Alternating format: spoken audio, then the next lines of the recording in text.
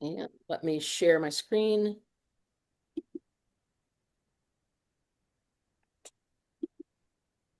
Share. All right, hopefully this is it.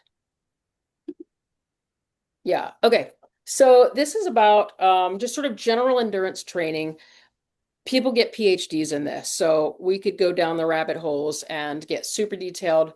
What I want to do is get just enough skimming of the surface that's pertinent and it's not washed out, not is that the right? It's not like not wishy-washy. Watered down. That's the word I'm thinking. That's the phrase I'm thinking for. It's not watered down. It's simplified, but not watered down. You can take the most complicated concepts of, training with power and training with heart rate zones and training, determining zones and testing all that. You can take all of that and really simplify it to just a handful of things to know. And it's just as legitimate as doing laboratory testing, blood testing, VO2 max testing. It's different, gives you different information, but what it comes down to is that you're learning how to listen to your body. And when people do the lab testing or the VO2 max training, blood testing, they're relying on their perceived effort in order to execute the test. And then there's some numbers that come along with it to sort of show them objectively what was happening metabolically. But to do the test, you're relying on your perceived exertion. You can hold back and not go as hard because you've never done it, you're not familiar with the testing, maybe it hurts or it's painful to do a threshold test or a VO2 max test. If you've done it before, you're more comfortable with those sensations, so you kind of know how hard you can go. And it's interesting to get the feedback of the numbers and just see what your numbers look like. And you can use repeated testing to see how you've improved. But when it comes down to it, you're still using the signals that your body's giving you. And when it comes time to do the race, it doesn't really matter what your lactate number was at what heart rate and how many milliliters of oxygen you're using. What's going to matter, or the reality is what your time is going to be. How fast do you complete the race? Nobody's doing lab testing in the middle of an Olympic event. People are just doing what they do, what they've trained to do. The testing can help inform what kind of training they do. So this is all that just simplified as much as I can as I can do it to make it still meaningful. Um, we're going to talk first about the spectrum of physical effort. So I think I actually have them labeled. I forgot. So on the bottom is the scale from left to right is time. So on the left is short. So this purple guy here might be seconds, 10 seconds, 30 seconds, a minute. On the red end over here, this might be on the scale of hours, anywhere from 4 hours to 16 hours. And so everything in the middle here is like a logarithmic scale, 1 minute, 5 minutes, 20 minutes, 1 hour, 4 hours, 16 hours. And then top to bottom is how intense the effort is. The most intense things are going to be the shortest things, and the easiest, sort of least intense things are going to be the ones that, in order to do something for 4 hours, like run a marathon, you can't run it as fast as running a 5K. So effort level decreases as you go up, and time increases as you go over. So gosh, these dogs.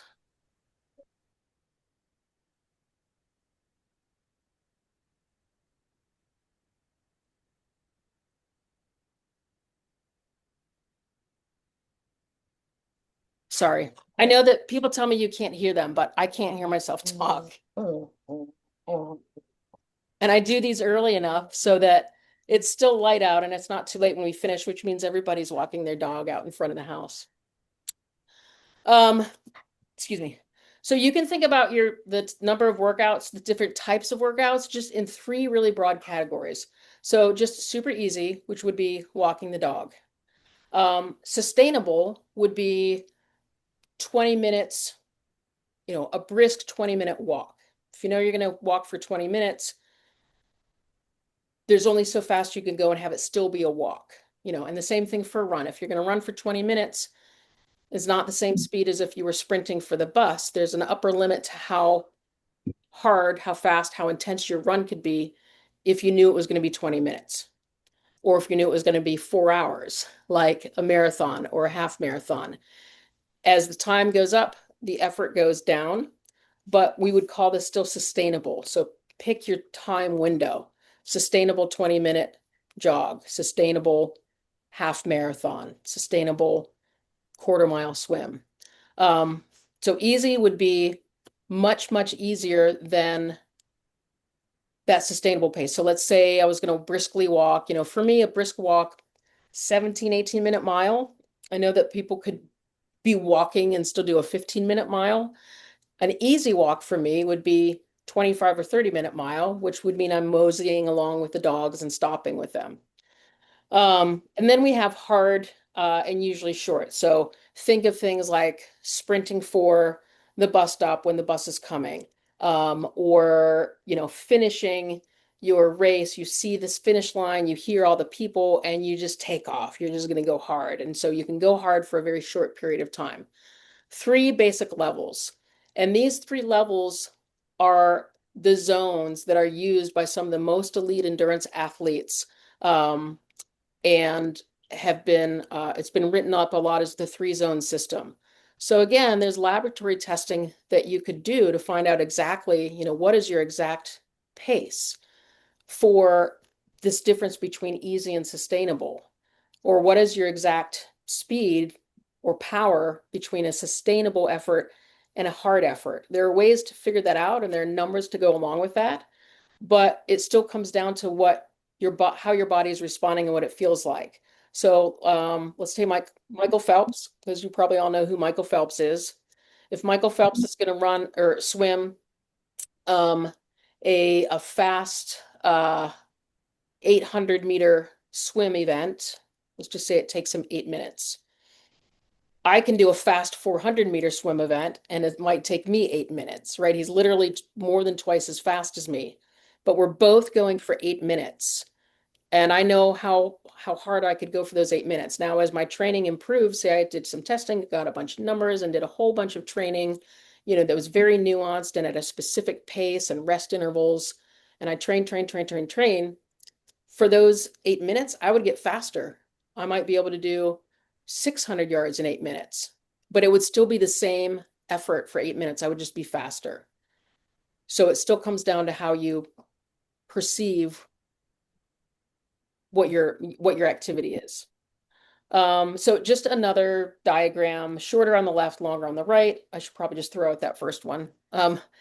Harder and shorter go together, easy and long go together, but then these sustained efforts can sort of fall in the middle, and it would be the fastest you could go for a given period of time or a given distance. The time and distance kind of are interchangeable for a single person. So these are sort of relative times. Not everybody can do, well, not everybody can do a 5K between 5 and 20 minutes, but there's a range here. I don't think anybody can do it in 5 minutes. 15 minutes would be a super fast 5K. An hour would be like a sustainable brisk walking 5K for someone who's not in running shape. So everything in between there is fair game for a 5K. Same for a 10K for the fastest people. It's going to be, between 30 and 40 minutes. For the less fast people, an hour to an hour and a half. Maybe it takes some people 2 hours to do a 10K. Totally fine. There's no right or wrong. Sprint and Olympic distance triathlons are going to kind of fall in this zone here, 1 hour, maybe to 4 hours for an Olympic for someone who's not super fast. 2 hours for a fast Olympic distance triathlon athlete. Marathon is going to be sort of in this, 4, 5, 6 hour duration. 2 if you're elite. 3 if you're kind of a average super fast age group athlete.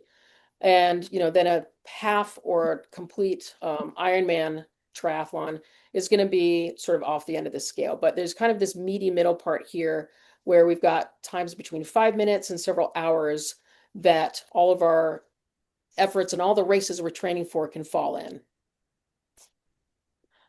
So the purpose of type 1 easy. I didn't see that title there. I was looking at this. So we're going to talk about the 3 types.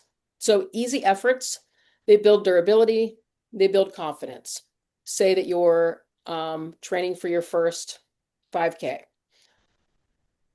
When I ran my first 5K after, those 8, 10 years of not doing anything, about 4 years ago, the reason I signed up for the race was because I had been doing dog walks on the same course that this race was on.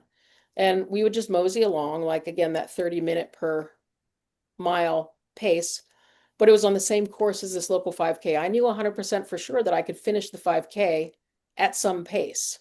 I wanted to do it faster than a dog walk, but I knew I could finish it. And so doing those easy walks with the dogs built up durability. It built my confidence.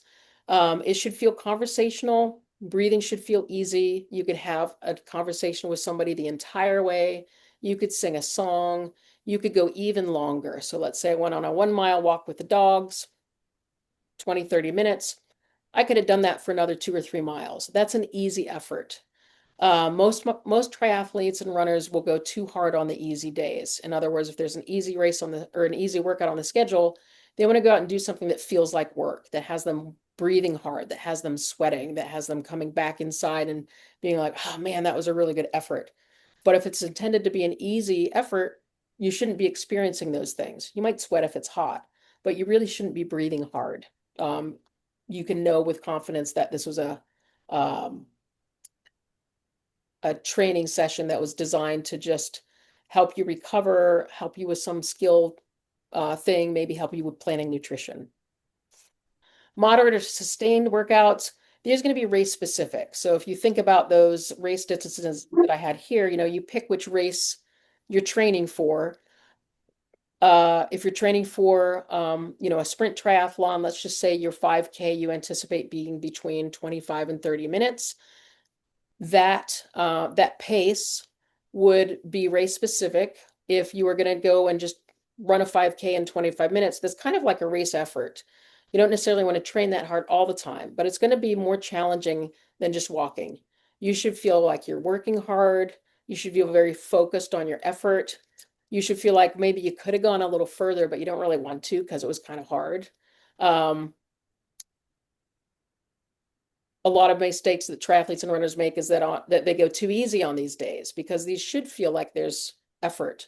Because it's race specific, it's going to help you feel like what your race is going to be, and it's going to help you create the speed that you need so that you're not just finishing. In my case with that 5K 4 years ago now, it'll be 4 years ago in August. I knew I could finish, but I wanted to finish in less than an hour because I was doing these dog walks in like an hour and a half on the same course. So I had a goal, and so I had to do some focused walking, jogging that felt like hard work in order to shorten up that time period to finish a 5K. And then hard and short workouts, these feel like very strong efforts. You're going to be breathing hard. You can't do it for more than a couple of minutes. Again, imagine that bus stop example. If the bus is coming and you just start taking off, whatever your fast is, you're not going to be doing that for like a half mile. You're not going to run after the bus for a half mile. You're going to run for the bus for maybe a block or two or three, and then you're done. That's a hard effort. And then again, a mistake that a lot of people make is doing this too often because you're doing hard work. It feels good if you like the way that feels. It stimulates your muscles. It creates a lot of stress response. And it kind of makes you feel like a badass, like, oh man, I'm really fast when I focused on a very short distance. But it's less specific to your race. So some of this is good. A lot of this is not necessarily good. And you're much more likely to get injured if you do this without building up to it. So those 3 levels, I'm just going to go back here.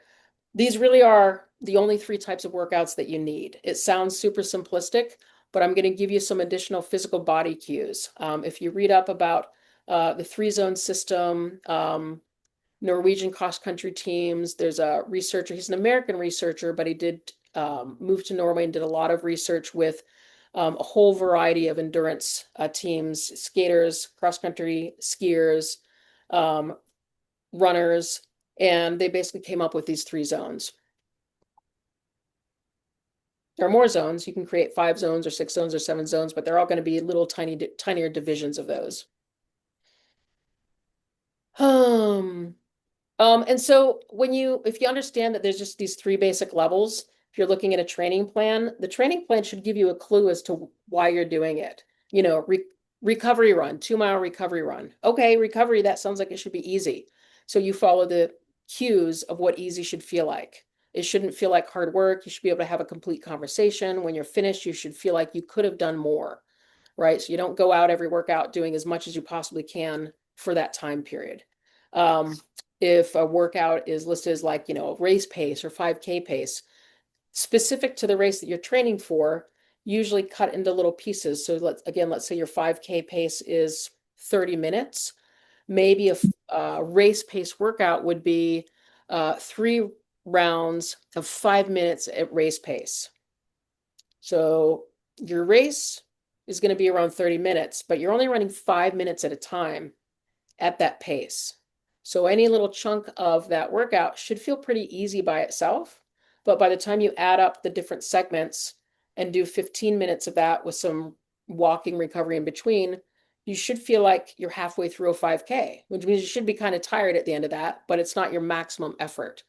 And so again, looking at a training plan, it should give you a clue if it's that type of workout, if it's supposed to be a sustainability workout that's simulating your race. So some of the things that you can pay attention to, if you are doing an easy workout, so this is easy over here, you should be able to sing a song the whole time, right? You should be able to control your exhalation, control your vocal quality, be expressive, things that take energy.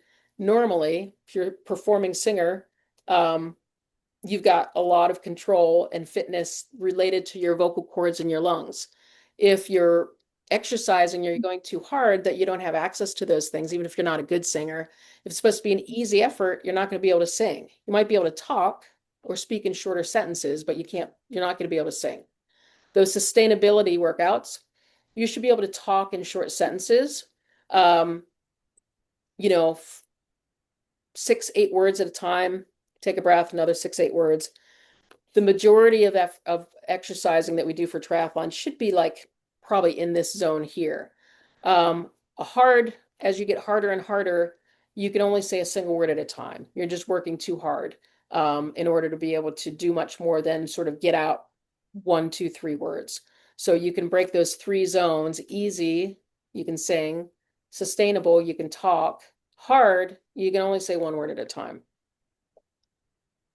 And again, it sounds simplistic, but when it comes down to it, having had these tests done on me and having done these tests on a lot of other people, this is the type of coaching that you would give an athlete while they're going through a test. Maybe you see that their effort is leveling off or their numbers are leveling off, and you're not sure if they're working as hard as they can. If they can have a conversation with you, they're not working hard enough, right? So you can coach them like, I want you to work harder so that you can only say 5 or 6 words at a time. And you help them feel it out. You can coach yourself to work this way too. You don't need the numbers to back it up. They're interesting, but you don't need them. So more clues, learning to listen to your body. Really is the single best skill that any endurance athlete can have, any athlete really. Not just breathing, talking, or singing. We mentioned those. Leg sensation or muscle sensation. Easy, you shouldn't feel any burning discomfort at all. Sustainable, you should feel like your muscles are working, but they could keep going. I could keep doing this for another 5, 10, 15 minutes. Working hard, you should feel a burn. Your muscles should feel sharp and tingly and uncomfortable so that you have to rest after a little bit. Get tuned in with those sensations to help give you an idea of how hard you're going. I work with one athlete. She's in her mid 70s now, but when we started working together, she was in her early 60s, I think. And as she got better and better at her swimming, she started setting goals for her 100-yard swim that she wanted to break. I think she wanted to get to 130 for 100 yards, and she's actually close to that. But she's worked a long, long, long time on trying to do that. And we had a conversation. I built her a training block, and she could not make her muscles burn. She'd never experienced that in her life. And she was athletic. She swam when she was young. She started competitive figure skating when she was 40. So figure skating is very much a power sport. There's, grace and endurance, but she could do jumps, she could do spins, and she had never ever felt her legs burning. So, that suggests to me that she's got a muscle type that's so much focused on endurance, even though she had strength, she just wasn't able to access what it felt like to generate acidity in the muscles and create that burning. Now, maybe because she hasn't pushed herself that hard, but she may just be someone who's genetically really programmed to be closer to endurance, even though she was able to do skating and jumps and stuff. So, leg sensation. Um, Posture. This is really, really key. As you get more fatigued, you tend to get less coordination between your upper and lower body. You might slouch, you might tip side to side, you might feel your hips shifting. Um, if you're on a bike, you might feel the bike wobbling, as you get tired near the end of a bike, or maybe you're riding up a hill, you're working hard and you have to start sort of really shifting back and forth with your body weight. It's because the postural muscles have gotten fatigued. If you watch the riders in the Tour de France, even when they're sprinting at the end, they may be swaying the bike, but their core is completely still. Same thing can happen in running. As you get tired, it becomes very easy for your hips to drop or your shoulders to drop, or for you to get slouchy. In the last 5K I ran, it was on the 4th of July, so just a couple weeks ago. And I set a new adult PR for myself. So I'm super proud of that. The next day, my entire back, like not my low back, not like bad back pain, but my entire back from my shoulder blades down to my glutes was so sore. Like I could barely sit up or roll over in bed. And I remember during the race, during the last, it's the race is a fake out. You come you come towards the finish line straight down this road and you can see the finish line in front of you like 3 blocks ahead, but the course goes left a block and then straight and then down just to add enough to make it a 5K. And I remember during that part working so hard just like straighten up my body and get just the right lean and just have perfect looking form because I'm a coach and I'm going to get to the point where all the kids are there and parents are cheering for me. And I think that was what was going on is my posture was starting to get really fatigued and I really focused on it. And so, it was a signal from my body that I needed to either slow down to regain my posture, but it was a race, so I didn't want to slow down. Um, Rhythm and recovery. So I feel this more with swimming, because swimming is all the sports are rhythmical, but we're used to running and walking. We almost don't notice the rhythm anymore. Maybe on the bike, you notice the rhythm where your cycling stroke stops getting round. Start feeling like you're smashing or jerking the pedals. And in swimming, just sort of the rhythmic movement that you should be feeling that's automatic when you get tired, you have to really think about maintaining a rhythm, maintaining your rotation, making it feel even. When you're aware that these things start to fade as you get fatigued, it can help keep you in tune with, am I still doing something that's easy? Am I supposed to be doing a zone, middle zone workout that feels sustained? If you are, and you start to feel these postural sensations, then you're probably in the right area, but you should probably take a rest, take a break for a few minutes, and then resume again so that you can maintain your posture, maintain your rhythm, and stay in that middle meaty zone instead of continuing to just flail. Because then you're just training your body to flail, and that's wasted energy that's not contributing to forward movement. Recovery, not sure if I meant like literal recovery on recovery or how you feel in between sessions, but doing some of the interval training, like the example I gave of 5 minutes of your 5K effort for 3 rounds. In between those, you should have a recovery, a rest that brings your heart rate down, brings your breathing down, brings your focus, gets you more focused so that you can repeat that again. If you don't give yourself enough recovery that you can then repeat it with the good posture and all the positive cues, then you didn't recover enough, depending on what the workout's supposed to be. If it's supposed to be an easy workout, you should be able to sing. You shouldn't need recovery during an easy workout. It should just be easy the whole time. If you need it, then you should slow down more. During a race effort workout, depending on the nature of it and what you've been training and how many weeks in a row you've been doing it and what you've built up to, most race pace workouts will include recovery sessions. So there'll be shorter intervals, a certain period of time, and that might specifically say recover for 30 seconds or recover for 1 to 2 minutes. During that recovery, you need to get back to baseline so you can repeat the exact same interval again. And if you can't, it means that you're probably working too hard for the first one, or you're not recovering long enough.